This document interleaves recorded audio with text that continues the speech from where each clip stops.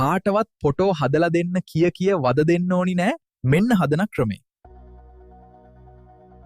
හරි ඉතින් මේ වැඩේ කරන්න ඔයාලට Chrome එක හරි Google එක හරි ඕනේ එනවා. හැමෝගෙම ෆෝන් වල Google එක තියෙනවනේ. Google එකට ගිහිල්ලා අපි සර්ච් කරන්න ඕනි Gemini AI කියලා.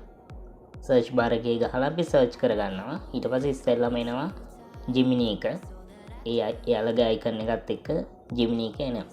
අපි ඒක ඕපන් කරගමු.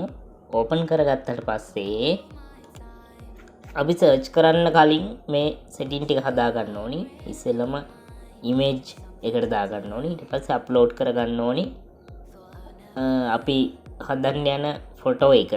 ඊට පස්සේ මේ විදිහට ගිහිල්ලා ගැලරියට යන්න ඕනි.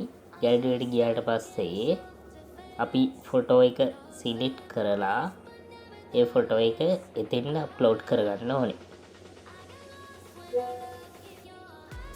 රයිට් අප්ලෝඩ් කරගත්තට පස්සේ අපිට තියෙන්නේ මෙතන ටයිප් කරන්න එන්න මේ විදිහට.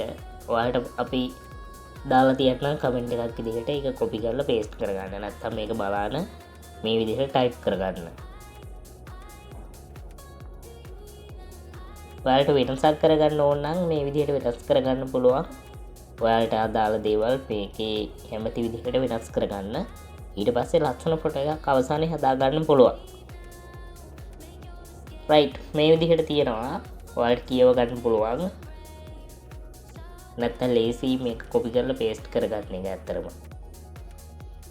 හරි ඒ විදිහට ඒක ටයිප් කරගෙන මෙතන ෆාස්ට් තියෙන්නේ. ෆාස්ට් කියන එක අපි දාගන්න ඕනේ තින්කින් කියන එකට. තින්කින් කියන එකට දාගත්තාම හොඳ ෆොටෝ එකක් එනවා. නැත්නම් ප්‍රෝ එකත් අවුලක් නැහැ.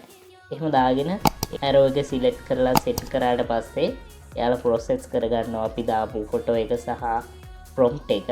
ඊට පස්සේ මෙන්න මේ විදිහට ෆොටෝ එක හැදෙනවා. අවසානයේදී අපිට මෙන්න මේ විදිහට ෆොටෝ එක ජෙනරේට් වෙලා එනවා. ලස්සන ෆොටෝ එකක් හැදිලා තියෙනවා. ඊට පස්සේ අපිට පුළුවන් උඩින් තියෙනවා ඩවුන්ලෝඩ් අයිකන් එක.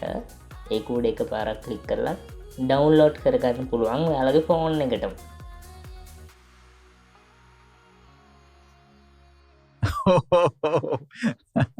කොල්ල විතරද කෙල්ල විශ් කරන්න නැද්ද?